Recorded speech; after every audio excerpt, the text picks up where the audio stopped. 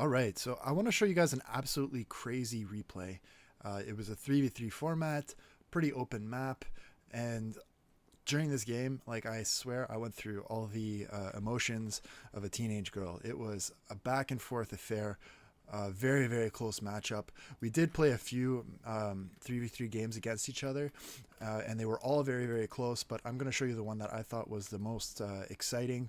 And yeah, with that said, let's go right over the armies really quickly. So as you might have guessed, there's me rocking the Dark Elves, my favorite race by far. They're just so fun to play. I've got the Dreadlord on a steed. Nothing too crazy there. He has pretty good damage output, and if you put him on a steed, he's mobile enough. And the Sorceress of Shadow. So the Sorceress of Shadow, she can cast, Occam's Mind Razor. She can cast Enfeebling Foe. So she can really, make sure that the Dreadlord is able to do damage. And she's got a Malakos as well to keep any cavalry in check if they come around the infantry. I did take one repeater bolt thrower just to try and draw my opponents to me. I figured we're not playing against any dwarfs, so we don't have to be too worried about, or empire, so we don't have to be worried too much about the range. And we can actually, for a change, give the Dark Elves, just for fun, a bit of a ranged advantage. I'll go over the rest of my army later, but I just want to highlight that first.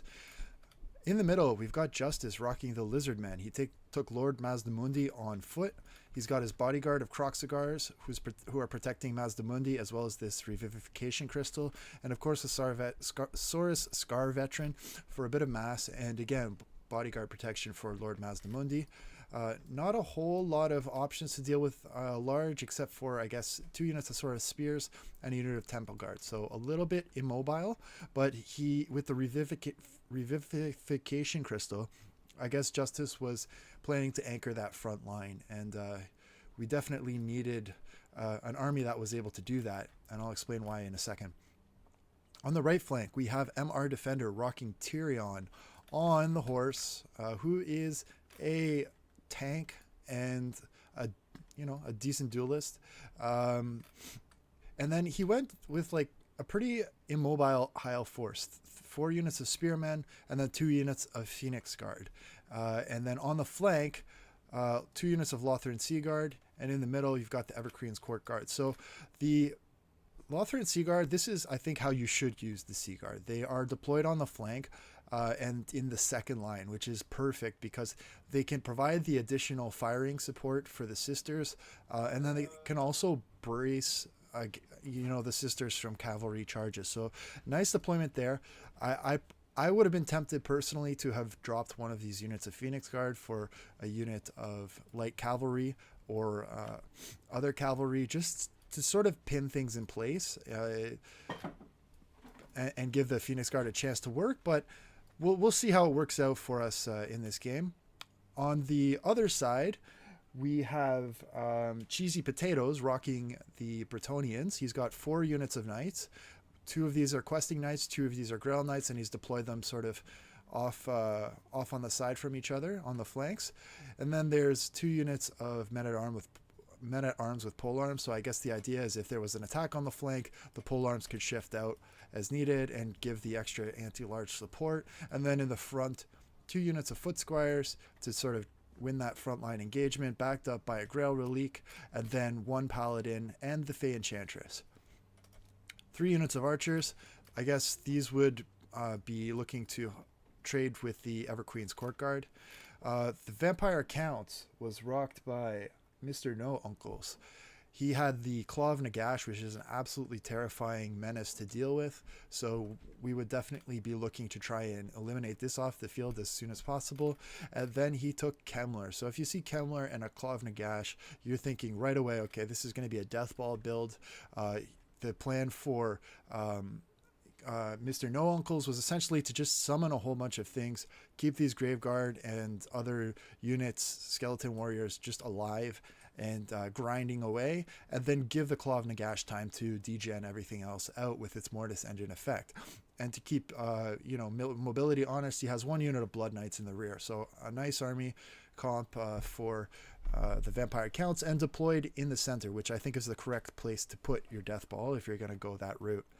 On the other flank, we have individual effort who's rocking the Beastman in this game. He's got the Koroks Man Rippers in the back line with the Bray Shaman of Shadows and the Eye of Morslave. So the Eye of Morslave is kind of a cool unit because it has a snare and it's also an artillery piece. So it can work pretty well, you know, on its own and keep itself up unless there's a lot of pressure. So I'll talk about that unit a little bit more later on, but it can be a really good choice if you're expecting sort of elite infantry, and the Dark Elves and High Elves are certainly capable of bringing elite infantry, and those are very vulnerable to the rocks of that artillery piece. And, you know, sometimes it catches people by surprise, because if you play Beastmen, they don't expect or prepare for artillery. And then on the outside here, we've got the Butchers of Kalkengard, and these guys are absolute monsters in combat. And if you take a Gorebull with them, the Gorebull is going to buff their stats out the Yahoo. So very dangerous threat there. And then Kazrak the One-Eye on the Chariot. Very cool. These Razorgore Chariots are fun. They can cut up a lot of things. And so the question was, were we going to be able to keep him under control? So with all that said, let's get right into the replay. I'm just going to hit the play button and comment on the initial engagements. So one thing you'll notice here is I deployed actually a few units in the back corner because I thought, okay, we're going against Beastmen. There's a good chance that they're going to want to go with a Vanguard, and actually my gamble paid off. I picked the right corner and I had enough units to sort of try and take this engagement. I wish I would have brought maybe one unit of Spearmen back here, but with 2 units of Dark Riders, 1 unit of Cold One Knights, sorry, and then 1 unit of these Shades with dual weapons in the back, I felt confident that I could fight large or small depending on what was vanguarded here. So speed is a big factor if you're going to try and take this, and the Dark Elves do have access to a lot of speed. These Dark Riders, speed of 92, but they were going against no slouches either. The Dire Pack, speed of 95, Centaur's speed of 95, these cold cavalry, they also have a special aura, which I'm just going to highlight here, minus 36 speed. So it's very difficult to catch these guys. So I just let them go essentially with 94 speed plus the chilling aura. There was, even for the Dark Riders with 92 speed, there was no way I was going to catch them. So I just had to let them go. Instead, I focused in on the Dire Pack. The Dire Pack do have an anti-large bonus, but they don't have very high leadership. So if you can put enough damage on them and break them quickly, then they're just going to rout. So with 2 units of Dark Riders plus a unit of Cold One Knights, there was no way that these Dire Pack were going to stay on the field for long. Well, I guess technically they're not going to rout because they're undead, but they'll crumble and die. And then over here, we've got the Centaurs kind of creeping up the side. Taking an overarching look at the battlefield, nothing too crazy here. The Bretonnians and High Elves are just posturing for a position. The Beastmen are starting to advance up and take the middle engagement. They're going to, I guess, look to engage with these Bleak Swords, but that's a pretty even trade. If you look at the Bleak Swords, 30 armor, 35 melee attack, 31 melee defense, and then Gore Herd are sort of the opposites. You've got 35 melee defense, 30 weapon strength, and 31 melee attack. So it's kind of going to be a wash between Bleak Swords and the Gore Herd. The Gore Herd have a bit more melee defense and a bit more charge bonus, but the Bleak Swords have more melee attack and a bit more armor. So kind of a wash there. The Centaurs do creep into the Shades with dual weapons, so nice charge there. But these Shades with dual weapons, they can fight decently well, and I knew I had my cavalry nearby. So as soon as that charge went off, I was able to finish off with the Dire Pack, come in, help out, and right away I think I was able to secure a little bit of a mobility advantage against my opponent. So the Eye of Morslave, he's clearly decided that the biggest threat for his army are these Sisters of Slaughter. The Sisters of Slaughter are an absolute menace to lightly armored infantry, and they could have done a lot of work to all of these sort of Gore Herd in the front, and with the poison as well. They can tip the balance in the favor of the Bleak Swords, which I had 3 units of. So the Chiller guys come in on the side here. They're going to lay a charge into the Bleak Swords. Bleak Swords don't have a ton of armor, and Chiller guys, they do have armor pens, so a bit of a I don't want to say waste because he still did get a side charge, but the Shadow Sorceress is there. She drops the Malakos Mystifying Miasma, so that's going to slow these guys and keep them into place. And any damage I can put on these Chiligeist is going to be very big for me because they don't have a huge amount of leadership, and you know, any damage over time is going to bring that leadership dangerously close to having them just crumble and disappear. So Bretonnians over here, they're creeping up.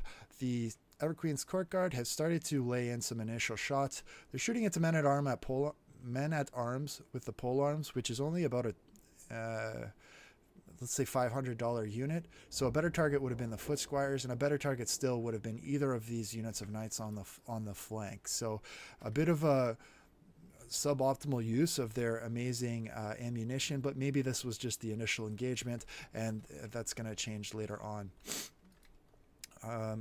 The Sea Guard are also shooting in there. The good thing about shooting the men at arms with polearms is at least they don't have shields, so you are going to connect with a lot of those shots. The repeater bolt thrower, I think, is initially shooting in. So not optimal here by myself either, shooting in at some gore herd. I did want to eventually switch it on to the over here, the Gorble and the Butchers, but I guess I was obviously busy with the micro here, trying to wrap up these Chiligeist, but eventually I will transition over there. The Centaurs, meanwhile, have been wiped off the map, so with the Centaurs gone, I have a really nice mobility advantage over the Beastmen at this point, and the Chiligeist, they've had to retreat back because there's no real good targets for them here. The Shades with dual weapons are shooting into gore herds. Not optimal because I don't need the armor pen, but they're very close to breaking. So if we can get them off their leadership to break, then that'll free up some resources for the rest of our team. Kemmler and the Death Ball is advancing in on the Lizardmen. The Saurus Scar Veteran did a great job of interrupting the gore herd, and because the Saurus Scar Veteran has two items here, the Plaque of Dominion, which is -8 leadership, and in addition it causes terror. That's going to be a really scary thing for these gore herd because they will just break under the leadership pressure that it can give. I think the Saurus Scar Veteran is rotating over here to get in a nice rear charge, or maybe come over to Kazrak. Kazrak sees the Shades.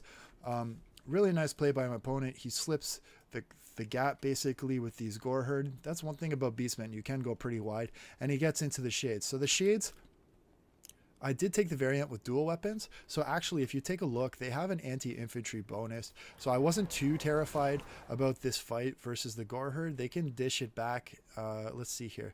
Weapon strength 30, melee attack 40, melee defense 36. So they actually have better melee stats than the gore herd. The difference being that obviously the Beastman had Kazrak, but if you look at where Kazrak is, he's very far away from his bodyguard essentially. Sorry, not there, but this one here. This is Kazrak's bodyguard here, the Gorble, the Butchers of Kalkengrad, and when you have Kazrak alone, then that's a very scary position because, especially without the mobility advantage, because I have 2 units of Dark Riders, I've got the Cold One Knights here. No, sorry, those are my Shades, but I've got the Cold One Knights up here. I've got the Dreadlord and the Sorceress of Shadows, so I can snare. And you'll notice that, you know, obviously with him in the back line, he's going to take everyone's attention. And Mundies recognizes he's coming over to help.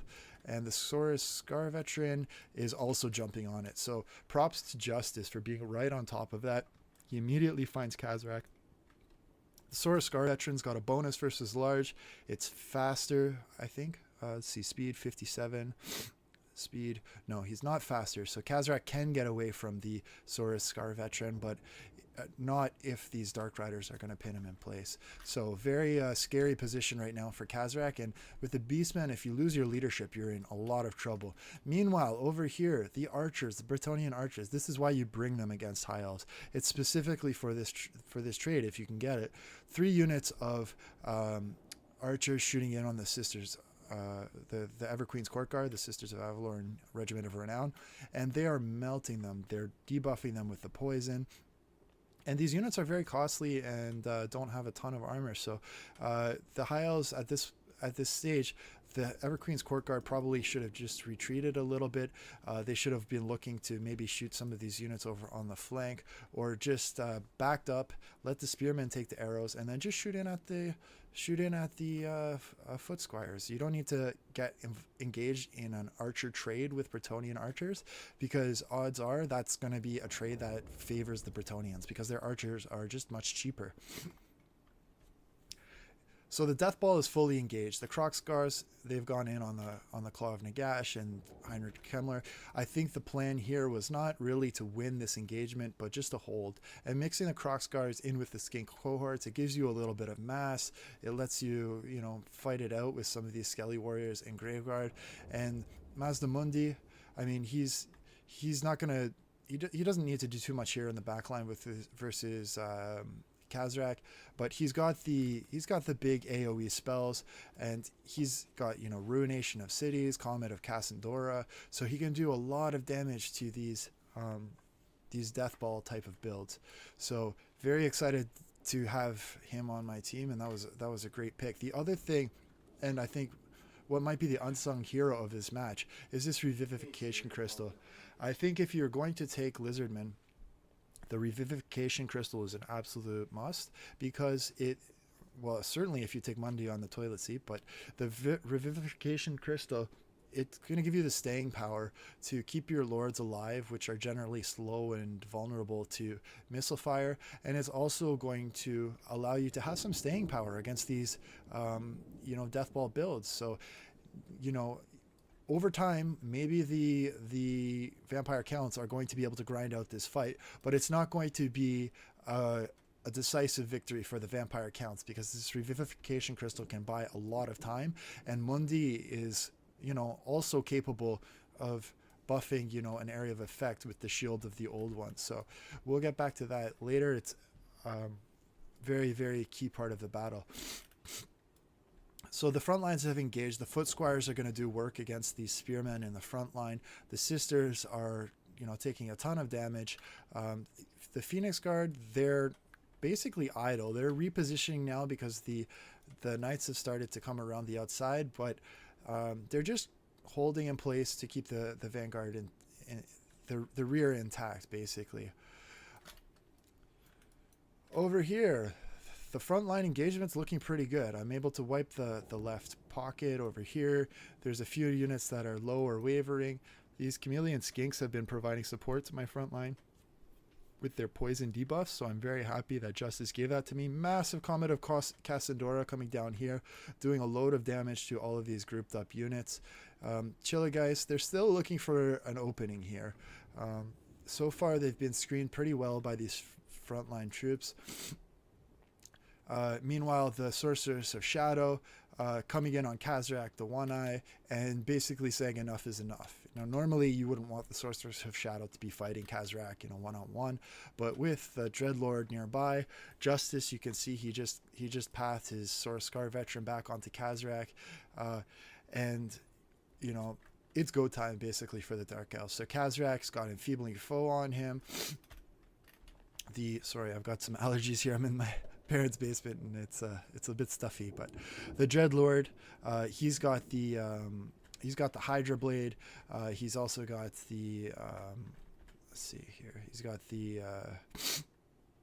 Deadly Onslaught. He's got Strength through Spite, so all these units are getting +5 melee attack, and he's got this damage reduction too, the Shield of Kron, -12% weapon damage, so he's a very, very capable melee combatant.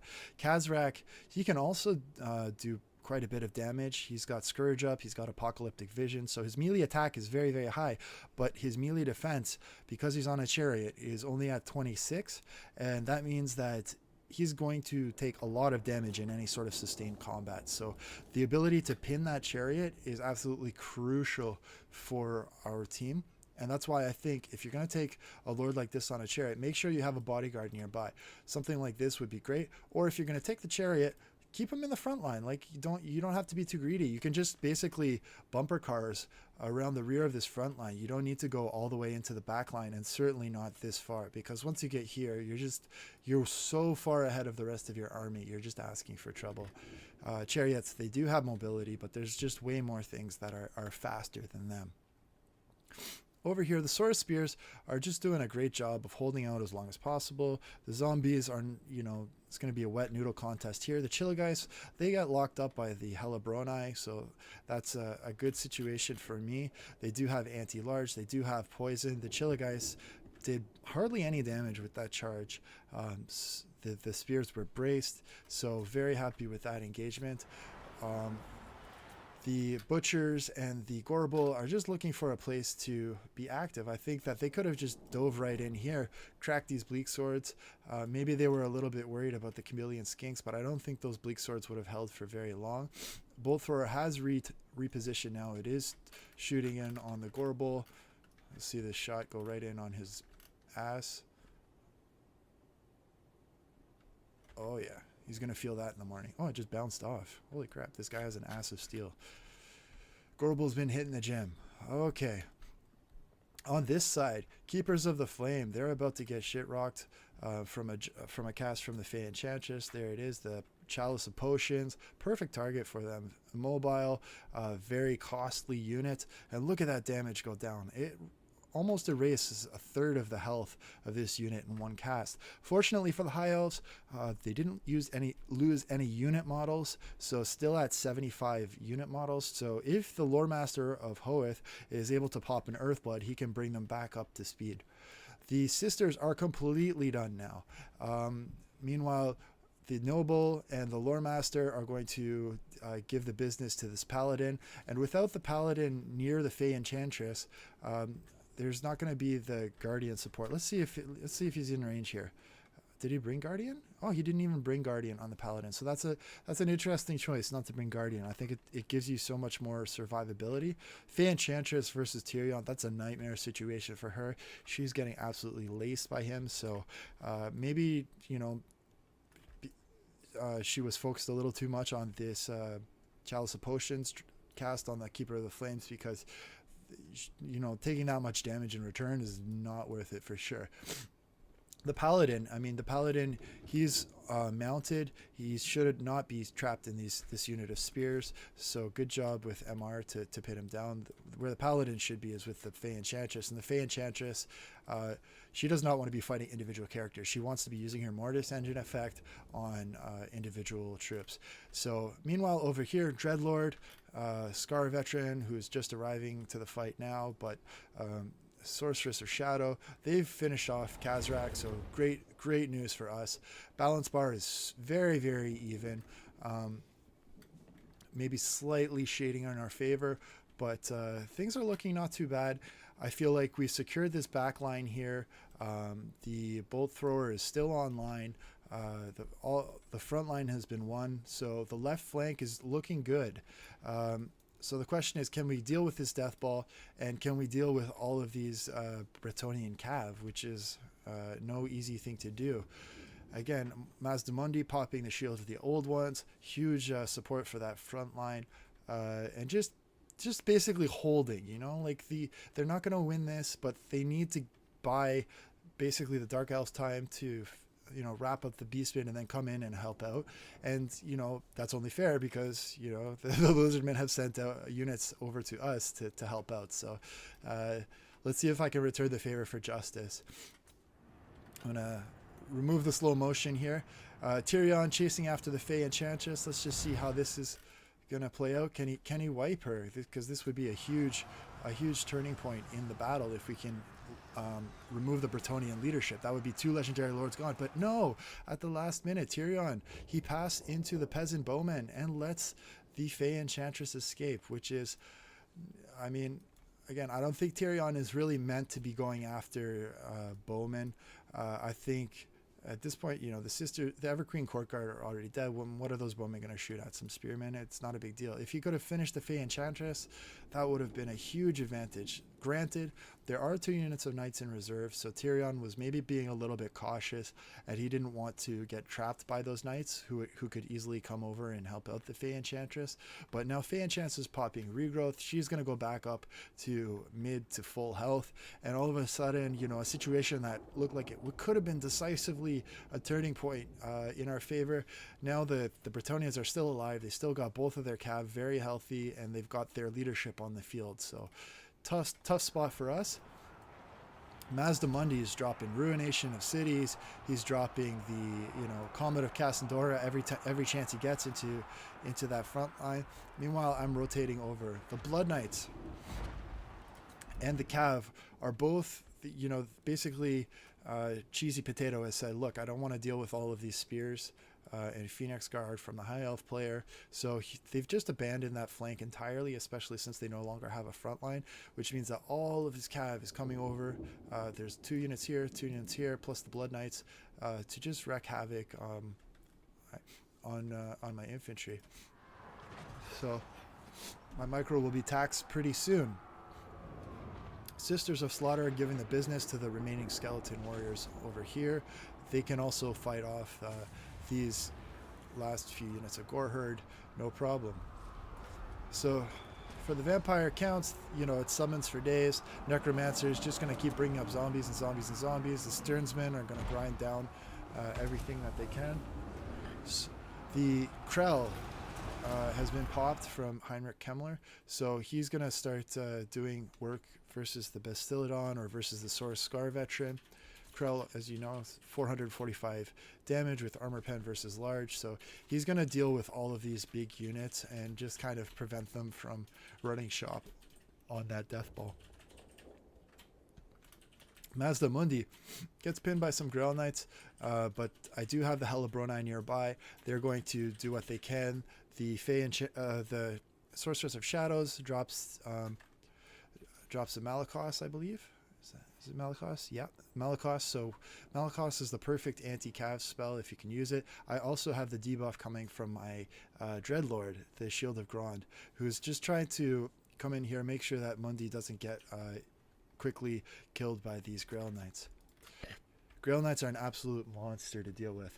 But because I've started to send over a few units to support these Grail Knights and help out in the middle pocket here, I have exposed my backline. So I think I got a little bit overzealous in trying to keep Mundi up and responding to this cav charge, and because of that, I left myself vulnerable in the back. So congratulations to Cheesy Potatoes. He recognizes that, and there's in this backline we've got 2 units of skirmish.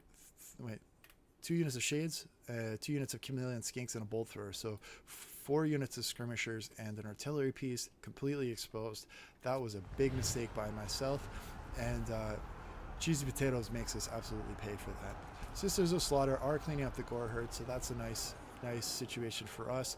And then the High Elves, they've secured this. They've secured the right flank. I mean, if you don't have to deal with Bretonnian cavalry, you're pretty much going to win versus Bretonnia. And because all the cavalry were sent over there, suddenly the High Elf player has a ton of resources that he can use and start sending over into the fight and support the rest of the team there. Ammunition is starting to get a little bit low. You look, the Lothran Seaguard are basically at 1/3 ammo. The Everqueen's Court Guard, there's only 6 models left, and they're also very low on ammo. So there's not much reason to sit back at this point. You might as well commit your troops, get them in the action, get them getting some kills. This backline getting absolutely hammered. Sword Scar Veteran comes over here. Favor of the Fae on these Grail Knights. They're just munching everything right now. The Fae Enchantress, who's rallied after getting hit by Tyrion, is now up to full health, so she is a terrifying sight to see. Balance bar still slightly in our favor. Shields of the old ones being popped.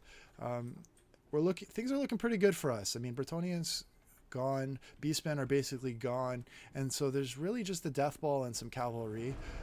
So we're thinking that's okay, but Dark Riders get pinched from a huge Rio charge from the Butchers, and the Grail Knights basically see my light cav off the field, so I'm thinking, oh crap, now I don't have anything that's going to be able to pin them into the Blackguard.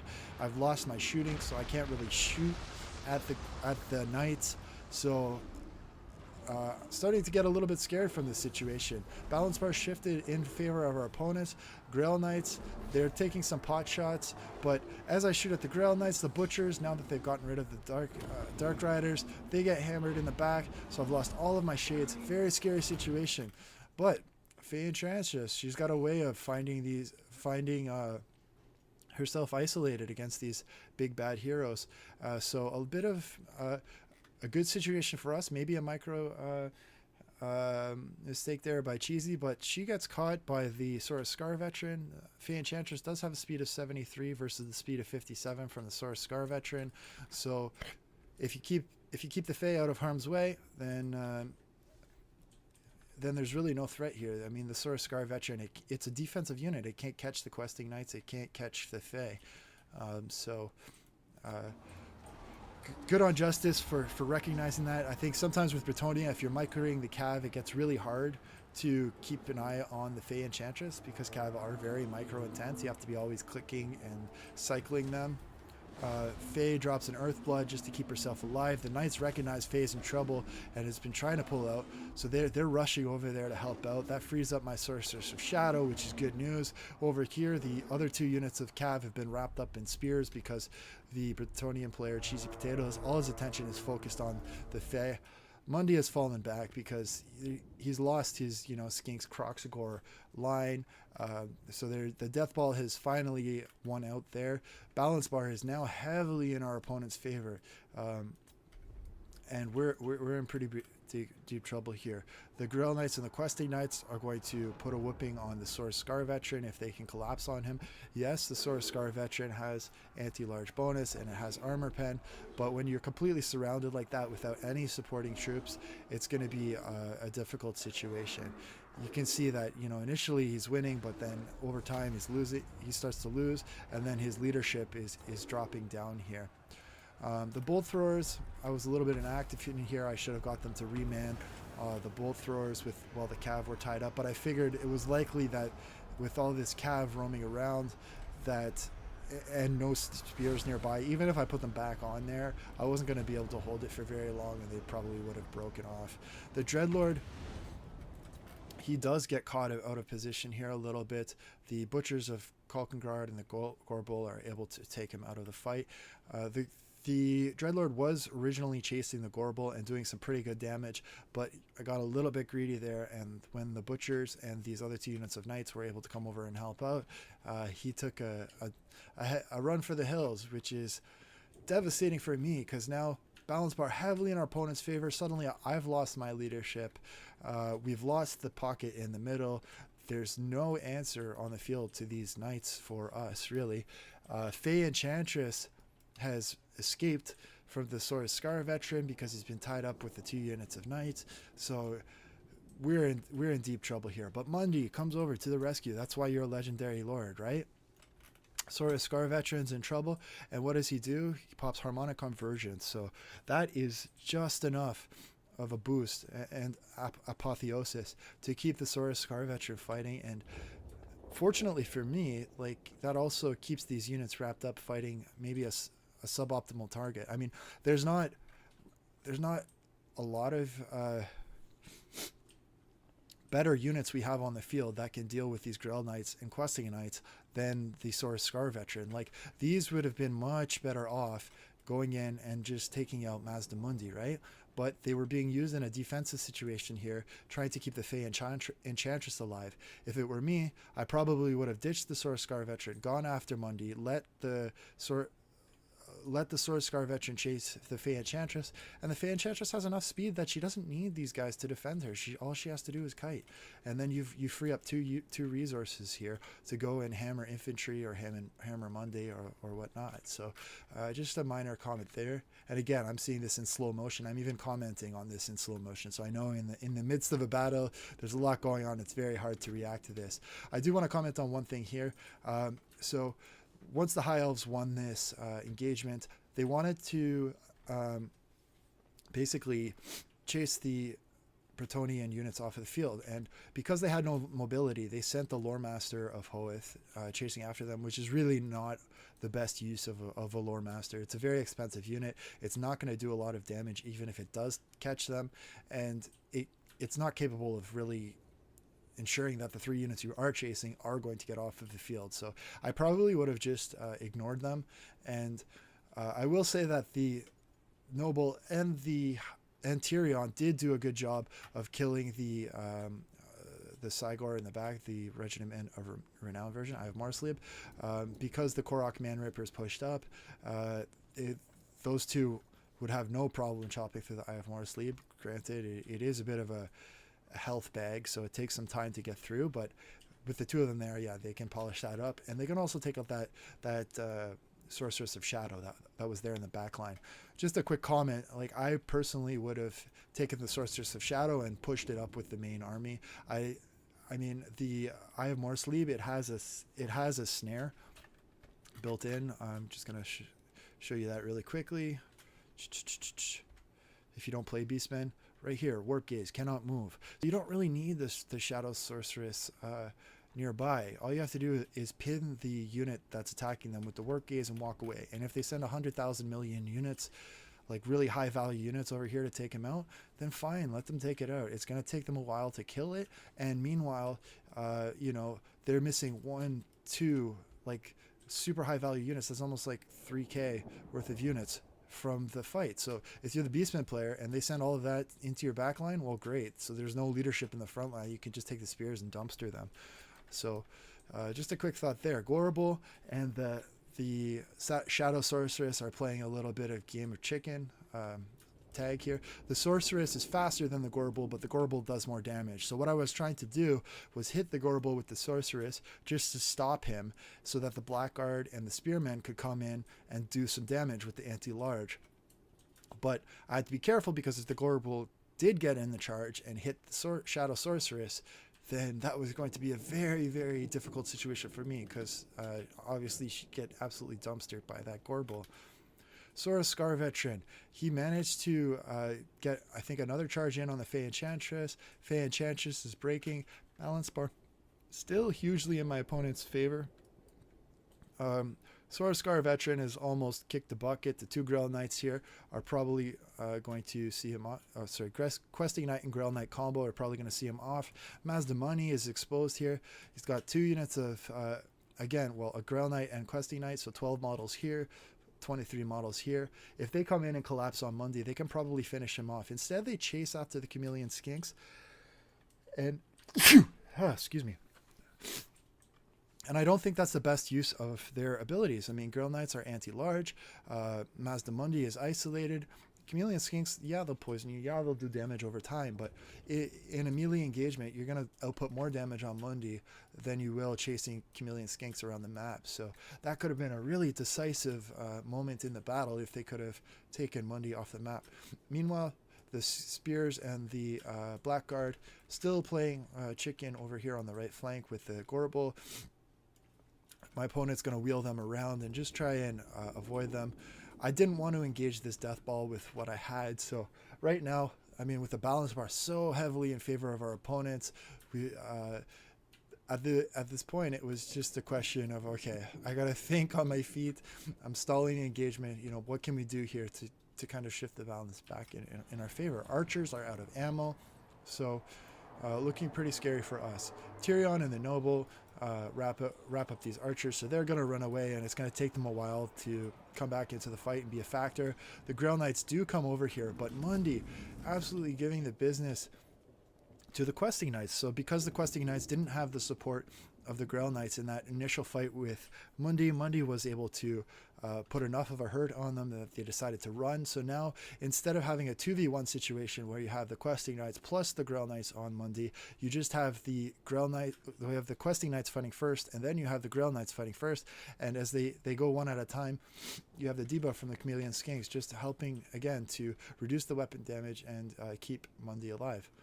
So Questing Knights, Grail Knights, again, same story. I think ignore the skirmishers. You don't need it. Go straight into Mundi. Get the Lizardman leadership off the map. Look at the leadership bars on these units of the Lizardmen. They are so low, right? So if you take Mundi off the map, that's 1, 2, 3 units that are going to be absolutely gone. Archers over here with the last bit of ammo. They're shooting into some Graveguard, I believe. Or maybe into this Necromancer at the back. I would have personally been trying to shoot up the Claw of Nagash. Yeah, you can see. Oh, they're shooting in at Kemmler. So Kemmler's taking fire. I want to just tell you why that's pretty pointless. First of all, Kemmler is a very small target. And secondly, Kemmler's got a missile resistance of 15 there. And where's that skill he has? Cloak of Mist and Shadows. 75% missile resistance. So 75% of your arrow damage is going to be eliminated right away if this is active. And then secondly, another 15% is going to be eliminated right away if that just all the time, whether it's active or not. That's just constant. So if you're shooting into Kemmler, first of all, a lot of your arrows aren't going to hit. Secondly, he's going to take basically no damage from it if they do hit. So yeah, scary situation here. We've got the Blood Knights coming around. They're going to wheel into the back. We've got the Butchers and the Gorbel also looking to put pressure on the back flank. You've got the Death Ball is coming in here. Graveguard are going to trade efficiently with these Keepers of the Flame. Korok's Man Rippers are going into the Keepers of the Flame. So that's a pretty even engagement. Wysand's Wild Form has just been popped, so that's the support you're seeing from the Lore Master of Hallwith. So plus 25 weapon damage, plus 30 armor. That's going to put these Phoenix Guard at 130 armor, and because they have a high weapon strength, you are getting a really, really nice buff to weapon strength as well, and it's hitting multiple units. So great choice there by the Lore Master, and perfect timing because they're just getting into combat, so you know for the duration of this fight, they're going to be active. And then we've got the last few bits of infantry which are going to try and come in here and put a bit of rear pressure in on the vampire counts. So the Gorbel scared the crap out of my sorceress. I didn't show you it, but the sorceress, she ran right to the edge of the map and she stopped and rallied right here because they peeled away. So I was so lucky that she came back because, again, look at the balance bar, so heavily in the favor of our opponents. And if I lost that last bit of leadership, I mean, almost for sure this unit and this unit would have just fled right away. I would have been down to 3 units with no mobility. It would have been a terrifying situation for me.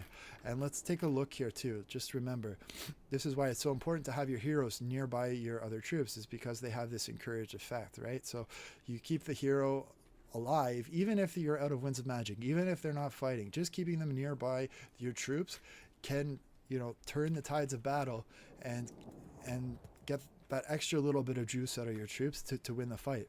So Mazdamundi, he's, again, so these 2 units have gone off and chased the Chameleon Skinks, fine, did damage to them, but that unit is much less valuable than Mundi. Because they've gone off and chased them, that's given Mundi time to bring these sort of spears over. This unit, again, because it was in a 1-to-1 fight and didn't have really so much numbers to, you know, gank Mundi in a quick you know, flourish of attacks, is routing. And so Mundi on the toilet seat is going to race over to the Death Ball and basically escape from what could have been certain death there. He had essentially no support. So 2 huge leadership chips have just rallied, and all of a sudden things are still terrible for us, but at least we have this last little glimmer of hope. So it's going to be really up to the High Elves now. Can they, you know, secure this this fight versus the Death Ball, and do they have what it takes to outgrind the grind from Kemmler? The thing that's going in our, so there's a huge sun fan coming down from Tyrion, which is very nice. The thing that the High Elves do have in their favor is they've taken the Lore Master, which is really nice for these types of grindy fights, and hopefully at this point in the battle, Kemmler and the Necromancer have used a lot of their zombie summons and skeleton warrior summons up. So maybe, you know, what you see is what you get in terms of the remaining troops from the vampires that need to be dealt with. The Blood Knights did come in. They tried for a rear charge, but they rear charged into Tyrion instead of trying to hit, like, you know, the back of these Phoenix Guard or some of these spears, where I think they could have put more models into contact. And the other thing here is, when they charged in, they summoned a unit of zombies. I guess they were trying to surround Tyrion, but by summoning a unit of zombies, that means that there's less Blood Knights in contact with Tyrion. So the Tyrion doesn't really get fully surrounded, and he's going to take actually less damage. So I think if you're the Vampire Counts player, well, the other thing too is the zombies interrupted the charge of the Blood Knights. So I think if you're the Vampire Counts player, you have to make a decision. Either you summon zombies around Tyrion and you just try and muck him up and keep him out of the fight, which would have been totally fine, right? It would have bought you some time. Or or you just go in with the Blood Knights and try and surround him with the Blood Knights. I don't think that would have been the best choice. Tyrion's at full health. He's got the Lore Master nearby. If it were me, I would have been wheeling into the Phoenix Guard, try and get a rear charge, or just try and break some of these units that are isolated. Okay, so here goes the final engagement. Big death ball going down here. Mundy, the hero of the day, he's dropped the Shield of the Old Ones, which is buffing all of these high elf troops with damage resistance, and also more importantly perhaps is with leadership. And this is going to be even more important as you have the terror causing Claw of Nagash nearby, and we get sort of late into the fight. Blood Knights have realized they're losing that fight versus Tyrion. They pull out. The High Elf Noble, he gets caught a little bit out of position here. Recognizing this, our opponents wisely bring the Butchers and the Gorbel in to help. I think maybe it was a pathing error, and MR Defender didn't realize that he was running straight into a unit of Blood Knights. He was probably very busy with this engagement over here. So he's going to be isolated and basically wiped out. Mundy is running his ass off, trying to get into the melee before he gets pinned by these last two units of knights. Let's see. Sorceress of Shadow. I'm not sure if she has any Winds of Magic left, so I don't know if she can drop a Malakos or a debuff here to keep Mundy alive, but Mundy has Apotheosis, so he's going to try and squeak in a little bit of heals just to keep the frog way of life going strong. The Sorceress, she sends over the Blackguard and the Spearmen, trying to save this noble, but that's not going to work. The Blood Knights do charge, but they're charging into a unit of Blackguard, so tough situation for them. Mundy, he does escape. I guess these Knights decided to retreat here and regroup. Maybe they were afraid of going into the spears, but all of these spears were looking the wrong way, so they could have hit them with a hard charge. The balance bar is still heavily in our opponent's favor. Claw of Nagash with this Mortis Engine effect is doing lots of work, but the Earthblood from the Lord Master is just so clutch in this battle, keeping everything alive. Tyrion's jumped into the middle of the melee grind. I just want to highlight, where the heroes are at. The Necromancer, very low on health, in deep trouble, doesn't want to be fighting here. It looks like Krell is finally dropped. Heinrich Kemmler still full health, but if you notice, he's reached his healing cap, so there's going to be no more heals coming into him. So the question is, can we take the Claw of Nagash offline? Because I think the Claw of Nagash if it can cycle charge into the Phoenix Guard, it can just degen them out over time. The Knights do get in a huge charge. They smack these Spearmen. You look at the leadership; it is so low for this unit of Spearmen. If they break, it's GG. But they're hanging in tight there. They've got the encouragement from the heroes. Mundy's been dropping Shield of the Old Ones, which gives a leadership buff. You also have the Lore Master nearby. That's the other thing I want to highlight really quickly. Check out the Lore Master. He's got a skill called where is it? Blessed Tome, +8 leadership. So if you look, because the Lore Master is right in the center of this fight, all of these units are getting +8 leadership. And versus a death ball, this is exactly what you need to keep your units fighting. If you look, these units around 17 leadership. If you don't get that +8 leadership, a lot of these units that are right here, they're just going to break off and flee. So some cycle charging going on here. The Grell Knights, Questing Knights coming around the outside. Gorbel and Butchers of Kalkograd have found their way into some Temple Guards, and they're gonna dice them up, especially with the support of these rallied Foot Squires. But the Temple Guards are holding on for as long as they can, and they're just buying a little bit of time to isolate this death ball in here.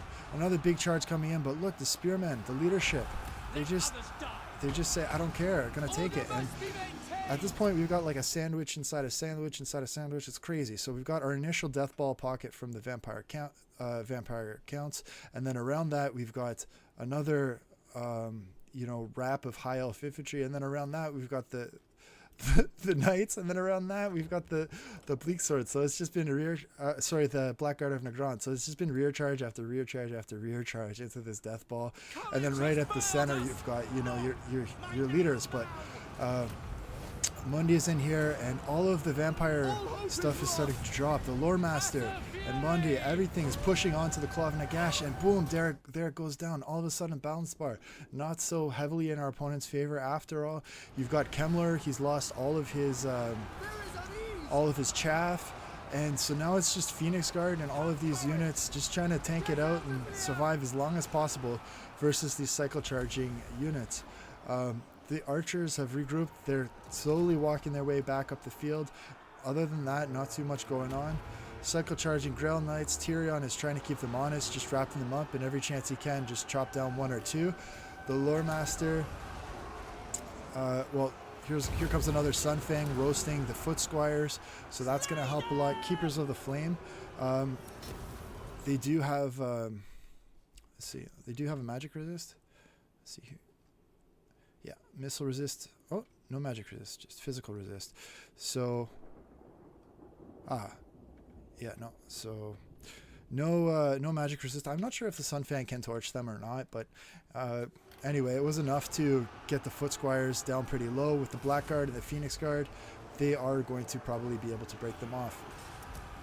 This Sorceress of Shadow is just trying to keep these Blood Knights crumbling, so just cycle charging as much as I can with her. She is so low on health, but if I can get the Blood Knights off the field, that's just one less threat we have to worry about. They're critical binding. Kemmler is finally face-to-face combat with the Lore Master of Hoth and with Tyrion. Lore Master, does he have magic damage? Let me see. It's the only way. Let's see this Lore Master. He does not have magic damage, but he does have an anti-infantry bonus, so he will be able to do a pretty big hurting on Kemmler, and Kemmler, without his, chaff in front of him, he's going to drop. So they finally go down. The Sorceress takes a rear charge from the Knights. She's going down, but balance bar is finally in our favor. So Glimmer of Hope has turned into like a shining beacon. Mazda Mundi drops the shield of the old ones. He is so low. The leadership is just keeping him in the fight, trying to squeeze out any damage he can. The Phoenix Guard, the Lore Master are hugging like glue to Mundi, trying to keep him up. Gorbul says, too bad for you, Toad Man. I'm going to get who I want. Tyrion's been pinned by the Butchers of Kalkengrad. He's got Faint and Riposte up, just trying to stay alive as long as possible. Gorbul gets absolutely punted. I don't know what the hell happened there, but I thought in the recent patch they buffed his mass, so Mundi is alive to dish out a little bit more hurt to these Foot Squires. Gorbul is going to go in there again with Deadly Onslaught. Sorceress has been killed by these units of Knights, and they're just going to pick apart these pockets of spears that have fled and rallied and whatever. But Mundi kicks the bucket. Gorbul comes in here. He tries to take out the Lore Master, but things are finally looking good for us. Tyrion's alive. With the support of the Lore Master, they're going to dish a hurting on the Gorbul. Last couple cycle charges in here from the Grail Knights. The Butchers of Kalkengrad, they're going to go try and regroup behind the archers, but Tyrion doesn't give a shit. At this point, the balance bar is still pretty close. I said to my ally, like, oh, be careful. If you overextend with Tyrion, they've got, the unit of Knights, they've got the Butchers, they've got firepower. If Tyrion breaks, they could still turn this around. You got the Man Rippers over here. But Tyrion, he gives no fucks, and he goes right in there. Gives the business to these Butchers of Kalkengrad. Rear charge, whatever, no big deal. Tyrion's going to tank it out. So I'm just going to hit the fast forward here, and there we go. Allies break, and what an epic, crazy, insane battle that was. So I will try and recap that, and just watching the replay, I go through all the emotions of the game all over again. It was so intense. From my army, I don't think, if you look at the numbers, there was nothing exceptional. The only thing that I think really went well for me was preparing for that Vanguard deployment and getting those troops in the corner and catching them early, and then also being able to take out Khazrak that was a really nice catch by my army. So, the numbers aren't crazy, but I think it worked out okay. I did get a little bit greedy with my Dreadlord at one point. I was trying to protect Mundi and then also, fight off the Gorbals. So I did lose my Dreadlord, but I felt like I got value out of him in the end. I don't think I would have changed much about my army comp. My one big mistake was leaving my shades exposed after we had won the frontline engagement with the Beastmen, and then exposing them to that rear charge from the Bretonnian Knights, who had come from all the way on the other side of the field, and I just hadn't prepared for that possibility. And I lost my bolt thrower in that way too. MR Defender, I think he would have been a little bit better off with some more mobility, but at the end of the day, I can't really knock him too much because his build essentially won us that game. I think me and Justice, we all played sort of the roles that we needed to play in squeaking out that victory. But when push came to shove, that Lore Master, he gave the buff to the Phoenix Guard. Tyrion was Tyrion. He dished out the damage to those Minotaurs, and the Phoenix Guard kept the cavalry at bay. It kind of scared them off.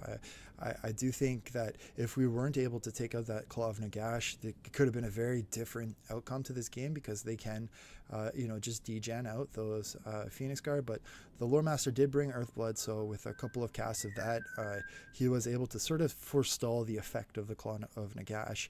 And he did position the Lore Master in the middle of his infantry unit, so all of them were getting the leadership buff, which was absolutely crucial for those High Elf Spearmen just to hang on till the very end.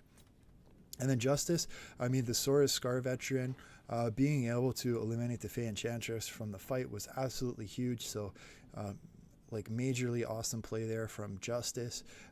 Mazda Mundi with his frontline buffs were fantastic. And then the Temple Guards and Spearmen, they didn't win, but they held on so long against the Kemler Death Ball, especially with the Revivification Crystal, that he was able to commit other resources like the Scar Veteran and Mazda Mundi at times to go help out on the flanks. So fantastic hold of the center position for Justice, which is usually the hardest position to play, because you're gonna be a target for most things, right? Then Mr. No Uncles, the Kemler build is really difficult to deal with. I still don't think there's value in the Chiligeist. I've never seen them really perform that well. Even though I didn't catch them in the Vanguard deployment, the Blood Knights are strong enough. You got 116 kills with the Blood Knights and 2 chevrons, and then with the Chiligeist, which probably costs even more, only 35. So I just never see value in this unit, and if I were Mr. No Uncles, I would drop them. Cheesy Potato, he brought a single paladin. I would have brought just 2 paladins. I know, Grail Relique, it seems kind of cool and thematic, and you get a leadership buff from it, but you also get a leadership buff from a paladin. The paladin has Encourage, so because of that, I never see the value in bringing a Grail Relique. I could just put a paladin in the front line, and yeah, maybe I won't get let's say a plus 16 leadership buff or whatever it is, but plus 8 is good enough if it's going to also give me the ability to dish out a bit of hurt in the meantime. And a second paladin would have also helped protect the Fey Enchantress from Tyrion if he got a little bit excited there and wanted to goon her out. I will say, mostly the Ground Knights were very well microed. He did get a ton of kills with them. And also the Questing Knights, but I do think there were, 1 or 2 moments there where the game could have ended differently if they had just gone for Mundi and just wiped him off the map. But he did take out all of my shades with them. He did take out my repeater crossbow, and he was just, the cavalry were a nightmare to deal with, and also Cheesy Potatoes did a great job with his peasant bowmen of just eliminating the Sisters of Avalorn. So a few great plays there from our opponent. And then finally, individual effort. I think the one regret that he might have was just getting a little bit overly ambitious with Kathrak. Again, with the Chariot play, I would have kept it a bit closer to the front line and closer to those Minotaurs who could have bodyguarded him. But other than that, like I think he played a really good game. He was very careful with his Minotaur micro and usage. Later in the game, he was able to rout off my Dreadlord, so that was really nice. And then the Centaurs, unfortunately for him, they got pinned. I think early on in the fight, instead of chasing after the Shades, I would have just pieced out. They did have 95 speed, so they could have outkited the Dark Riders. So hindsight's 2020, but overall, crazy game, super fun. And I've since added a couple of these guys to my friends list so that we can play again later. So thanks so much for the match to my friends and opponents, and we'll catch you around.